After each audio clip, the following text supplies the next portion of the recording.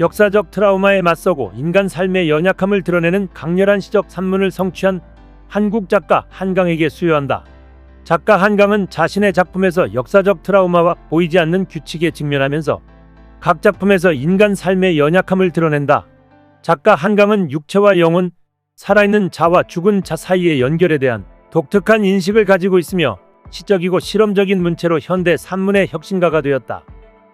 이는 소설가 한강이 한국인 최초로 노벨문학상으로 선정된 이후로 발표된 내용입니다. 스웨덴 알리모는 현지 시간 10일 생중계에서 한국 작가 한강을 2024 노벨문학상 수상자로 발표했습니다. 한강은 아시아 여성 최초 노벨문학상 수상이라는 기록도 썼습니다. 아시아 국가 국적의 작가가 수상한 것은 이번이 2012년 중국 작가 모엔 이후 12년 만입니다. 여성 작가로서는 역대 18번째 노벨문학상 수상자입니다. 한강은 앞서 연작 소설집 채식주의자 등으로 세계적으로 한국 문학의 위상을 높여온 동세대 대표 작가입니다. 그는 채식주의자로 2016년 세계적 권위의 맨부커상에서 영연방 이외 지역 작가에게 주는 국제 부문을 한국인 최초로 수상했습니다. 맨부커상은 노벨문학상 콩쿠르상과 함께 세계 3대 문학상으로 꼽힙니다. 한강은 여기에 이번에 노벨문학상까지 받으면서 명실상부 세계적인 거장의 반열에 들게 됐습니다. 한강은 1970년 11월 전라남도 광주의 문인 집안에서 태어났습니다.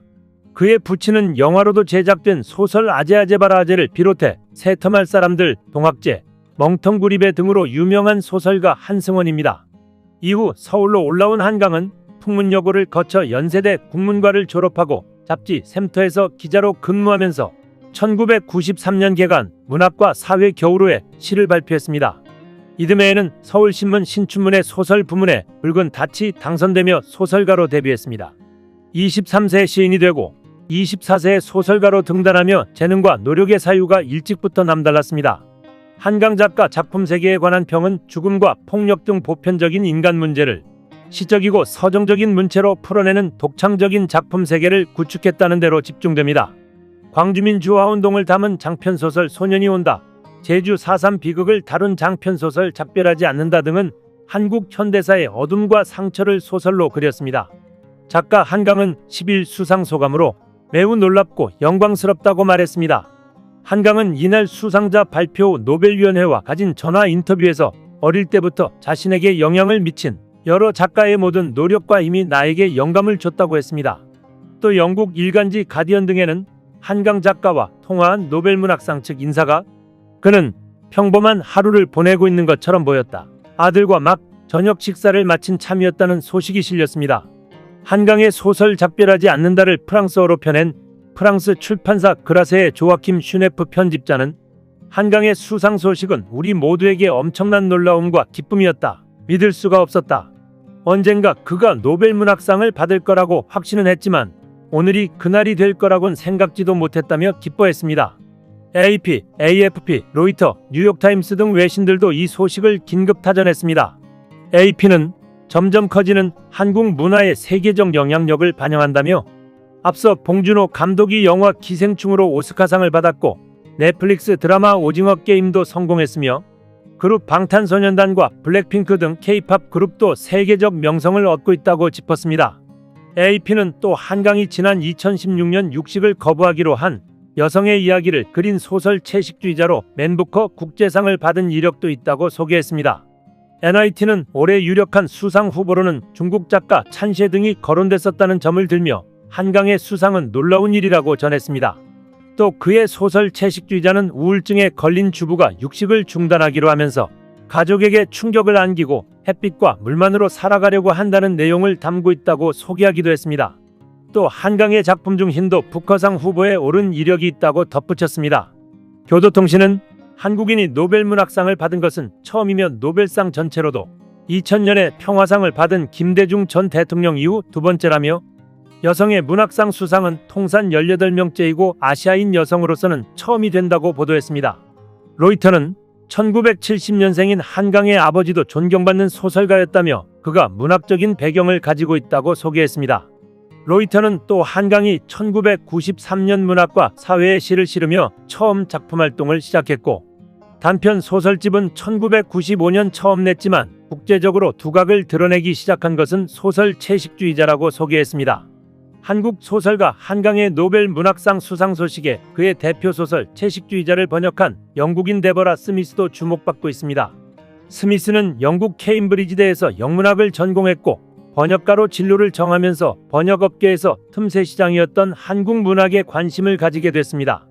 2010년 한국어를 독학으로 배우기 시작했고 런던대 동양아프리카대에서 한국학 석박사 과정을 밟으며 한국 문화 전반에 대한 이해를 넓혔습니다. 스미스는 한국어를 배운 지 3년 만에 한강의 채식주의자를 만납니다.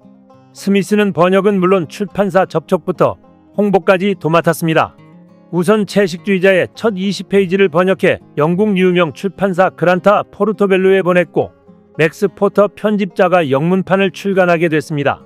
또 책이 세상에 나오자 평론가와 독자 등의 이메일을 보내 홍보했습니다. 이처럼 한강이 채식주의자로 영국의 권위 있는 문학상인 부커상을 받게 되는데 혁혁한 공을 세웠고 이를 인정받아 번역가로서 함께 상을 받기도 했습니다. 스미스가 주목받았던 이유 중 하나는 한국과 전혀 접점이 없음에도 독학으로 한글을 배워 성공적인 번역을 해냈다는 점입니다. 번역 초기에는 낱말 하나하나 사전을 뒤져가며 번역할 정도로 어려움을 겪기도 했습니다. 이 때문인지 오히려 채식주의자의 번역은 원작의 섬세한 문체가 그대로 살아있다는 평을 받고 있습니다. 스미스는 2016년 한국에서 열린 기자회견에서 항상 원작의 정신에 충실히 하려고 하며 가능한 한 훼손을 하지 않는 범위에서 언어 형태에도 충실히 하려고 한다며 부실한 번역은 우수한 작품을 훼손할 수 있지만 아무리 세계 최고 수준의 번역이라도 보잘것없는 작품을 명작으로 포장할 수는 없다고 말했습니다. 한국 고유의 단어를 풀어쓰기보다는 그대로 사용하는 번역가이기도 합니다. 그는 소주를 코리안 보드카, 만화를 코리안 망가 식으로 다른 문화에서 파생된 것으로 쓰는데 반대한다며 한강의 소년이 온다 번역에도 형이나 언니 같은 단어를 그대로 썼다고 했습니다. 이 소식에 무라카미 하루키의 수상을 예상했던 일본에서는 축하를 하면서도 이제 단념하는 분위기입니다. 10년 동안 무라카미 씨가 수상할 거라고 했지만 이제 물 건너갔고 앞으로도 어려울 것이다. 이제 이 시기만 되면 무라키미 씨를 화제로 올리는 것은 그만해요.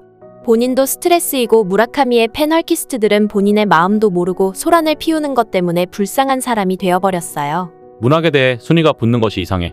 좋고 싫고는 독자들의 몫이잖아. 무라키미 씨가 노벨 문학상을 놓친 뉴스를 보면 올해도 가을이 됐고 라고 생각합니다. 일본인으로서 일본인의 수상을 바라지만 노르웨이 수푼 수상에서는 안 된다고 생각했다. 너무 관능적 묘사가 악영향을 미친다고 생각했다.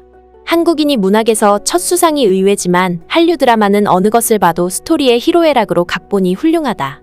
왠지 일본의 극과 스토리는 지금 한국에 완패하고 있다고 생각한다. 한국 문학 수상은 당연하다.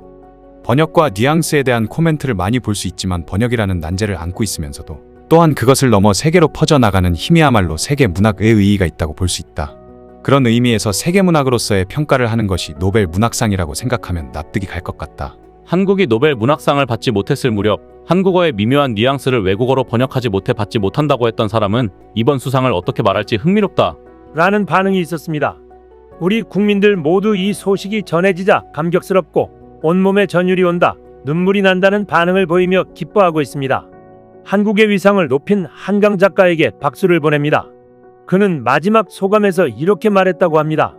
천천히 계속 더 쓸 것이다. 이상 시온TV였습니다.